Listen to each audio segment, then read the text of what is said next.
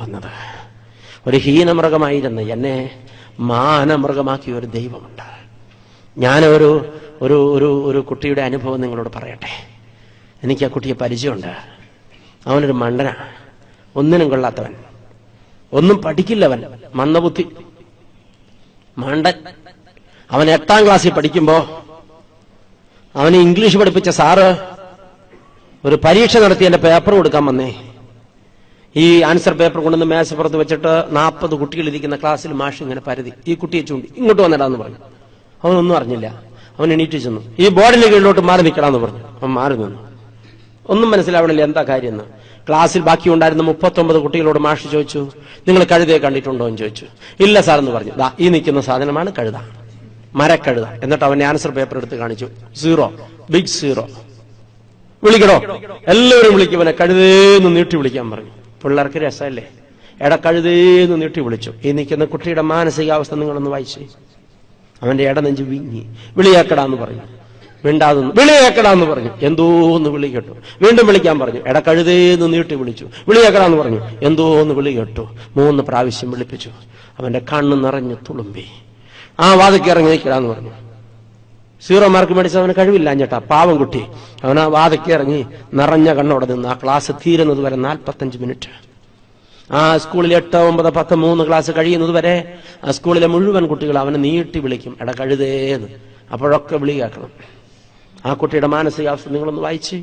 എന്തുമാത്രം അവൻ തകർക്കപ്പെട്ടു, എന്തുമാത്രം അവൻ നിന്ദിക്കപ്പെട്ടു, എന്തുമാത്രം അവൻ ചവിട്ടപ്പെട്ടു, എന്തുമാത്രം അവൻ മനസ്സിടിഞ്ഞുപോയി, എന്തുമാത്രം അവൻ നൊമ്പരപ്പെട്ടു. ഒറ്റയ്ക്ക് കുത്തിയിരുന്ന മരത്തിന്റെ കീഴിൽ കരഞ്ഞ ദിവസങ്ങളുണ്ടവൻ. ആ കഴുതയെ ഇപ്പോ നിങ്ങൾക്ക് നല്ല പരിചയമുണ്ട്. ആ കുട്ടിയെ നിങ്ങൾ അറിയും. ഈ നിൽക്കുന്ന അച്ഛനാണ്. അതെ, മണ്ടനെ മാണിക്യമാക്കുന്ന ഒരു ദൈവമുണ്ട്. ഹല്ലേലൂയ. ആ അധ്യാപകൻ നിന്ദിച്ച് ബോർഡിന്റെ കീഴിൽ നിർത്തി കഴുതയെന്ന് നീട്ടി വിളിപ്പിച്ചിട്ട് വിളി കേൾക്കാൻ പറഞ്ഞപ്പോ പൊട്ടിക്കരഞ്ഞുകൊണ്ട് വിളി കേട്ട കഴുത ഈ നിൽക്കുന്നയാളാ. അതുകൊണ്ടാണ് അച്ഛൻ പറഞ്ഞത്, മണ്ടനെ മാണിക്യമാക്കുന്ന ഒരു ദൈവമുണ്ട്. ആർക്കും വേണ്ടാത്തതിനെ നെഞ്ചിലേറ്റുന്നൊരു ദൈവമുണ്ട്. ആ ദൈവം എന്റെ ദൈവമാണ്.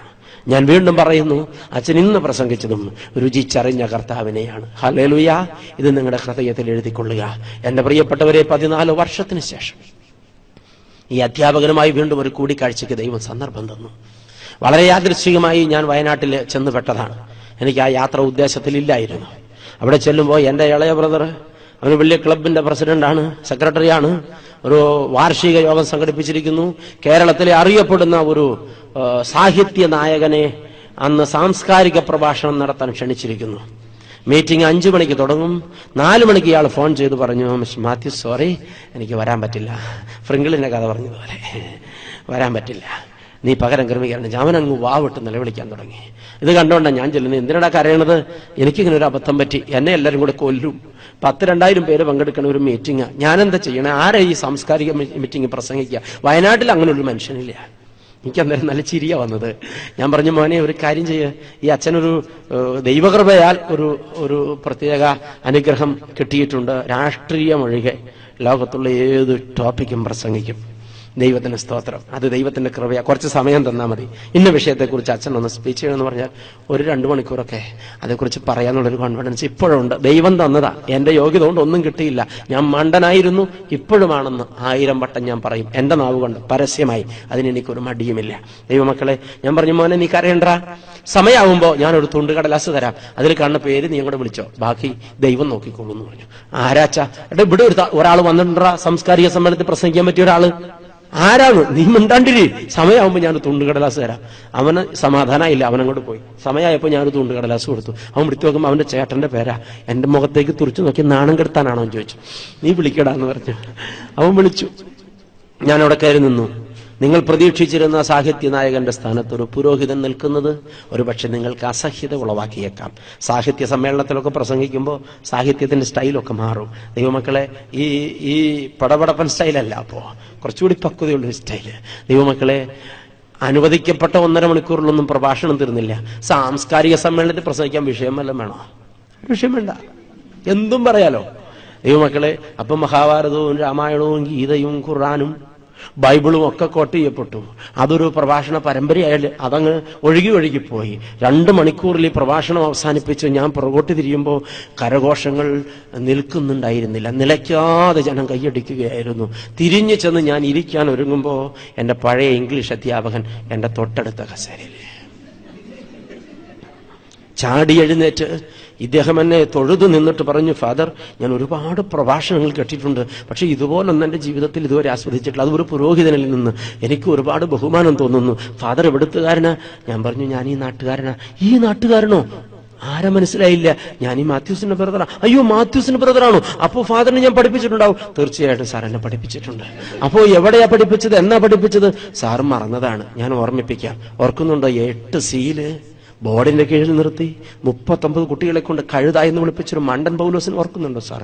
പൊടുപൊടേന്ന് കണ്ണുനീര് കണ്ണിൽ നിന്ന് പൊട്ടി ഒഴുകുമ്പോ ഈ അധ്യാപകൻ എന്റെ മുമ്പിൽ നിന്നു. അദ്ദേഹം എന്റെ മുമ്പിൽ മുട്ടുകുത്തി, പ്ലീസ് ഫാദർ, സോറി, എനിക്ക് ക്ഷമ തരുമോ എന്ന് ചോദിച്ചു. ഞാൻ ഒപ്പം മുട്ടുകുത്തി എന്റെ മാഷിന്റെ മുമ്പിൽ. ഞാൻ പറഞ്ഞു, അധ്യാപകൻ, താങ്കൾ എന്റെ ഗുരു ആണ്, താങ്കൾ എന്റെ മുമ്പിൽ മുട്ടുകുത്തരുത്. ഇപ്പോൾ ഞാൻ അനുഗ്രഹം വാങ്ങാനാണ് നിന്നത്. വാവിട്ട് നിലവിളിച്ചു, എന്നെ കെട്ടിപ്പിടിച്ച്. ഇത് എവിടെ നിന്ന് കിട്ടി എന്നൊരു ചോദ്യം ചോദിച്ചു. The grace of God, that's all. Hallelujah. മാണ്ടനെ മാണിക്യമാക്കുന്ന ഒരു ദൈവമുണ്ട് മക്കളെ. ഇന്ന് ഞാൻ രുചിച്ചറിഞ്ഞ ദൈവത്തെയാ പ്രസംഗിച്ചത്. നിങ്ങൾക്ക് വീണ്ടും ഒരു ബോധ്യം തരട്ടെ, ഈ ദൈവം അത്രമാത്രം ഉന്നതനാണ്. ഹല്ലേലൂയ. അവൻ ആർക്കും വേണ്ടാത്തവരെ തിരഞ്ഞെടുത്ത് നെഞ്ചിലേറ്റി അഡ്രസ് കൊടുക്കുന്ന ദൈവമാണ്. അവൻ കേട്ടപ്പെട്ടവരെ സ്വതന്ത്രനാക്കുന്ന ദൈവമാണ്. മെരുക്കമില്ലാത്തതിനെ മെരുക്കിയെടുക്കുന്ന ദൈവമാണ്. അവൻ മണ്ടനെ മാണിക്യമാക്കുന്ന, ഹീനമൃഗത്തെ മാനമൃഗമാക്കുന്ന ഒരു ദൈവമാണ്. കർത്താവിനെ ചുമന്നുകൊണ്ടൊരു കഴുത 3 ദിവസമായി മുംബൈയിൽ വന്നിട്ട്. യെസ്, ഇന്ന് രാത്രി നിങ്ങളോട് പറയാനൊരു വാക്ക്. നിങ്ങൾ ഇന്ന് ഈ ആലയം വിട്ട് മടങ്ങുമ്പോൾ കർത്താവിനെ ചുമക്കുന്ന കഴുതകളായി മടങ്ങണം. വേറൊന്നും ഗുണം ചെയ്യില്ല. ശിരസ്സൊന്ന് കുനിച്ചു കൊടുക്കാമോ? ഓ ഗോഡ്, നീ എന്റെ മേലൊന്ന് വാഹനമേറണം. ഞാൻ ഒന്നിനും കൊള്ളാത്തൊരു കഴുതയാ. നീ എന്റെ മേൽ വാഹനമേറിയാൽ എനിക്ക് മാനമുണ്ടാകും. ആരാണെന്ന് സ്വന്തം ചുമൽ കർത്താവിന് കുനിച്ചു കൊടുക്കുക.